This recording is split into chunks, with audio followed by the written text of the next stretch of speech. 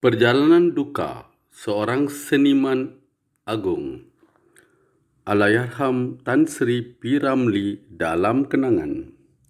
Siapa yang tidak mengenali seniman agung Allahyarham P. Ramlee? Legenda inilah yang mewarnai industri perfilman Melayu. Tetapi banyak antara kita mungkin tidak mengetahui fakta bahawa legenda filem Melayu ini melalui liku-liku hidup yang penuh dengan duri dan api pada saat-saat terakhir hidup beliau. Nama sebenar P. Ramlee ialah Tengku Zakaria bin Tengku Nyah Putih. Beliau dilahirkan pada 22 Mac 1929. P. Ramlee menonjolkan diri beliau sebagai ahli muzik, penyanyi, pelakon, komposer dan pengarah filem. Beliau cukup berbakat dalam seni muzik dan mahir dalam menggesek biola dan peralatan muzik yang lain. Anak kelahiran Pulau Pinang ini berumah tangga dengan Junaidah Daeng Aris.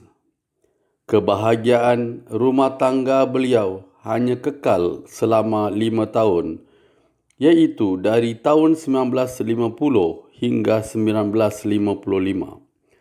Beliau kemudian berkahwin dengan Norizan Muhammad Noor pada tahun 1955, tetapi batrah rumah tangga itu berkecai pada tahun 1961.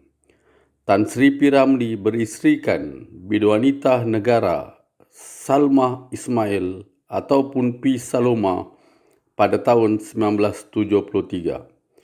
Ayah P. Ramlee berketurunan Aceh, manakala ibunya berasal dari seberang perai. Tan Sri P. Ramlee mendapat pendidikan awalnya di Sekolah Melayu Kampung Jawa dan seterusnya menimba ilmu di Sekolah Francis Light Pulau Pinang sehingga darjah 5. Akhirnya, beliau melanjutkan pendidikan di Penang Free School.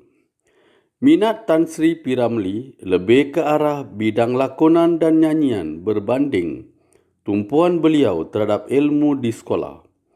Ketika penjajahan Jepun di Malaya, P. Ramlee menamatkan ilmu di bangku sekolah.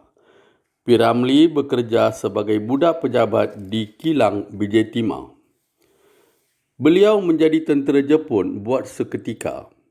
Setelah tamat penjajahan Jepun di Malaya, P. Ramlee menyambung pelajaran sehingga darjah 7. Ramlee Putih berjuang dalam industri filem selama hampir suku abad. Beliau menyertai orkes Terunah Sekampung dan sinaran Bintang Sore. Bintang beliau cerah. Pada tahun 1947, beliau menjuarai nyanyian anjuran radio Pulau Pinang.